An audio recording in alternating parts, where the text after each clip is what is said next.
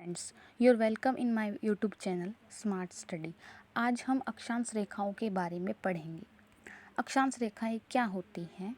अक्षांश रेखा जो है वे काल्पनिक रेखा होती है जो पृथ्वी पर खींची जाती हैं, और जो अक्षांश रेखाएं होती हैं वो जो है क्षैतिज होती हैं, यानी कि लेटी हुई रेखाएं होती हैं। और अक्षांश रेखाएं जैसे कि दो अक्षांश रेखाएं हैं, इन दोनों के बीच में जो दूरी होती है वो क्या होती हैं? बराबर होती हैं। और ये जो अक्षांश रेखाएं हैं एक दूसरे के समानांतर होती हैं, यानी कि सभी अक्षांश रेखाएं एक दूसरे को नहीं काटती, यानी कि बिल्कुल समानांतर होती हैं, बिल्कुल आमने सामने होती हैं ऐसे। अब आगे जो है अक्षांश रेखाएं कितनी होती हैं ये भी हमें पता होना चाहिए। जैसे कि जो है ये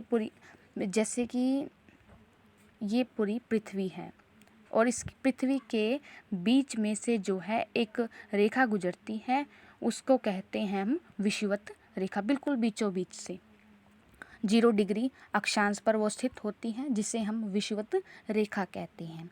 अब विषुवत रेखा तो जो है कॉमन होती है, ये पृथ्वी को 2 बराबर भागों में बांटती है, जिसके उत्तरी भाग को कहते हैं उत्तरी गोलार्ध और दक्षिणी भाग को दक्षिणी गोलार्ध। अब उत्तरी गोलार्ध में जो है विषुवत रेखा के ऊपर स्टार्ट होता है, जैसे कि 1 डिग्री अक्षांश, 2 डिग्री अक्षांश, 3 डिग्री अक्षांश, 4 डिग्री अक्षांश ऐसे। और उत्तरी गोलार्ध में जो अक्षांश रेखाएं हैं उनके साथ एक वर्ड जोड़ा जाता है, उत्तरी अक्षांश। यानी कि जो वे अक्षांश रेखाएं हैं वे उत्तर की अक्षांश रेखा है, उत्तरी गोलार्ध में वे अक्षांश रेखाएं जो हैं स्थित हैं।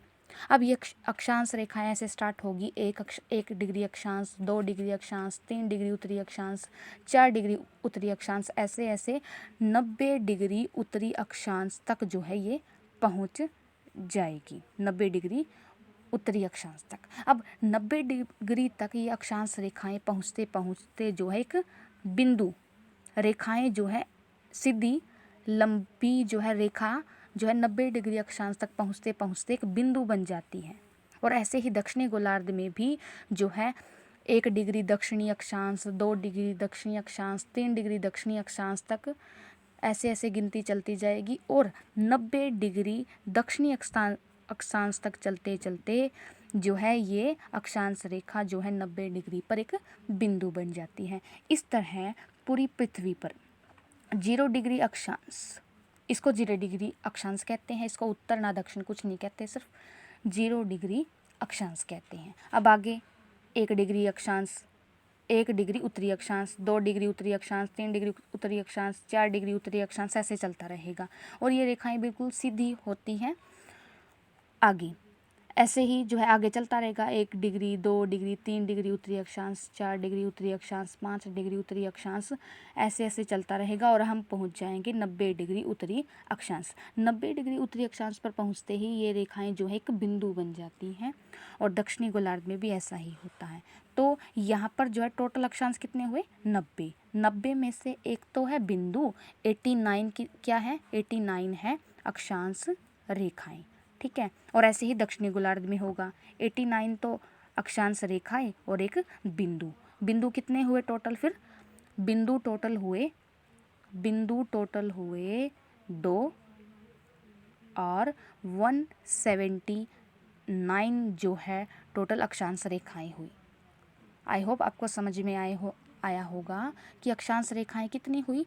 अक्षांश रेखाएं टोटल हुई 179, और जो है 2 बिंदु हुए। अब अक्षांश रेखाओं का जो चिन्ह होता है वो होता है फाई। फाई आपने मैथ में भी पढ़ा होगा। और जो है 2 अक्षांश रेखाओं के बीच की दूरी, यानी कि ये 2 अक्षांश रेखाएं हैं, इनके बीच की दूरी हमेशा बराबर होती है। और कितनी होती है? 111 किलोमीटर। फिक्स तो इतना है, लेकिन जो है अगर पूरी बताएं तो 111.33 किलोमीटर 2 अक्षांश रेखाओं के बीच की दूरी होती है। आई होप आपको समझ में आया होगा अक्षांश रेखाएं क्या होती हैं, इनकी क्या क्या विशेषताएं होती हैं। अब हमें ये भी पता होना चाहिए कि अक्षांश रेखाएं और जो देशांतर रेखा होती हैं, जो पृथ्वी पर काल्पनिक रेखाएं ये खींची जाती हैं, ये किस तरह से किस चीज़ को जानने में, किस जो है इन्फॉर्मेशन को जानने में हमारी मदद करती हैं। अक्षांश और देशांतर रेखाएं जो होती है वो किसी भी स्थान का जो है लोकेशन पता लगाने में हमारी मदद करती है कि वह स्थान जो है कहाँ है, किन दो अक्षांश रेखाओं, किन दो देशांतर रेखाओं के बीच स्थित है। ठीक है, जैसे कि किसी ने कह दिया कि भारत पूरी पृथ्वी पर कहाँ स्थित है, तो अगर हमें पता होगा कि भारत का अक्षांश कितना है, भारत का देशांतरीय विस्तार कितना है, तो हम आसानी से विश्व के मैप पर जो है भारत की लोकेशन को बता सकते हैं। और अक्षांश रेखाएं और देशांतर रेखाओं पर तापमान अलग अलग पाया जाता है। तापमान अलग अलग मिलेगा तो वहाँ पर वायुदाब भी अलग अलग मिलेगा, वायुदाब वहाँ पर अलग अलग मिलेगा तो वर्षा की मात्रा भी वहाँ पर अलग अलग देखने को मिलेंगी। आई होप आपको समझ में आया होगा कि अक्षांश रेखा किसे कहते हैं। Thank you for watching this video and have a nice day.